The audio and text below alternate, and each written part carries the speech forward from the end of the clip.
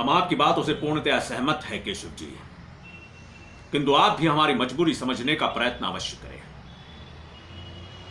हमने अगर आपको आर्थिक सहायता दी तो विरोधी दल वाले हमारे विरोधी बन जाएंगे और ये हमारे परिवार वालों के हित में नहीं होगा।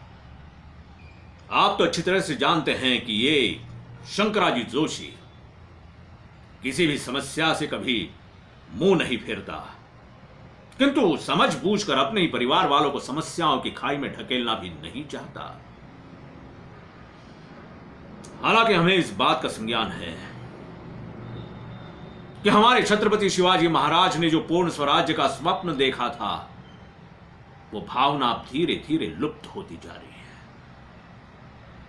हम सब अपने ही लोगों का खून बहाने में लगे हैं और इसे तुरंत रोकना होगा।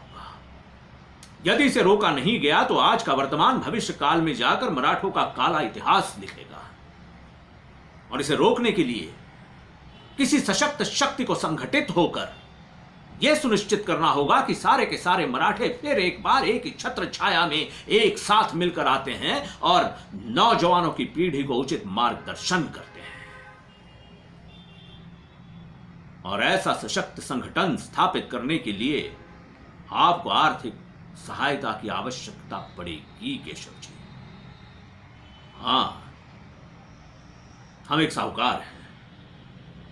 धन को ऋण पे देना हमारा व्यवहार है, हमारा व्यापार है, किंतु मानव कल्याण के समक्ष धन और ऋण हमें सूझता ही नहीं, ये तो सब लोग जानते हैं।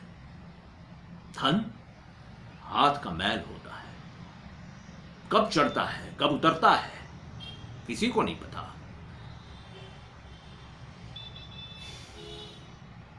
और फिलहाल तो हम हमारे परिवार वालों की समस्याओं की चिंता से बंधे हुए हैं। हां, इसका मतलब ये कतई ना ले लीजिए कि हम आपकी सहायता नहीं करना चाहते।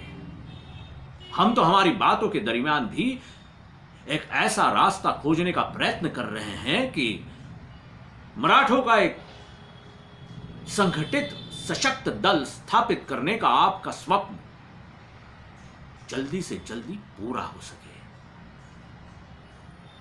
और हमारा खोजा हुआ रास्ता यह है कि आप डकैतों का एक सशस्त्र दल बनाकर रात के तीसरे पहर हमारे यहां हमला बोल दो। तिजोरियों में हम पर्याप्त धन की व्यवस्था अवश्य करेंगे और किसी की जान को कोई नुकसान पहुंचाए बिना वो सारा धन आप ले जाएंगे। विरोधी दलों को इस बात की भनक तक नहीं पहुंचेगी कि हमने आपकी आर्थिक सहायता की है। फिलहाल मानवता की सेवा में ये एकमात्र मार्ग ही बचा है। अगर हां कर दो केशव जी, तो क्या मैं तिजोरियां भरवा दूं?